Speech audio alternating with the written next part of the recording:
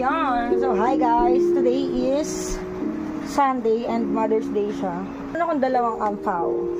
Isang makapal at isang manipis. I'm gonna prank them. Sino yung mas mababa yung amount ay na mas makapal.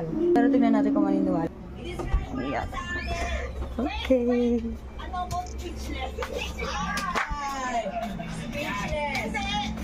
Pili na kayo. Alin ang gusto nyo? Mas makapal or mas manipis? Ikaw, pili ka muna. Makapal o manipis? Manipis? Kapag ang pagpipilian.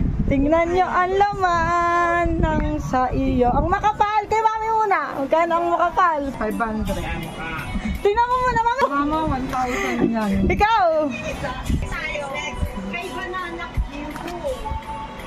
Oh, ang dami. Ayan, magkano yan?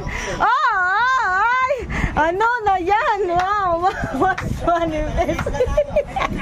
Tinawag kang manipis. 1,000 din! Ano kayo? Ang galing nyo. Akala nyo may malamang sa inyo. Ano kayo, mayaman?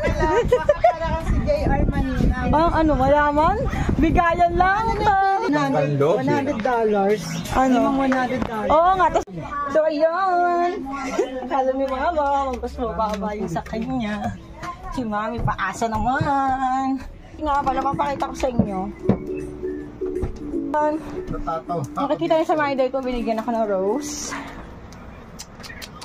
And may cake kami sa babang malaki. Hati-hati na kami doon. Tapos, meron ako 10,000 pesos.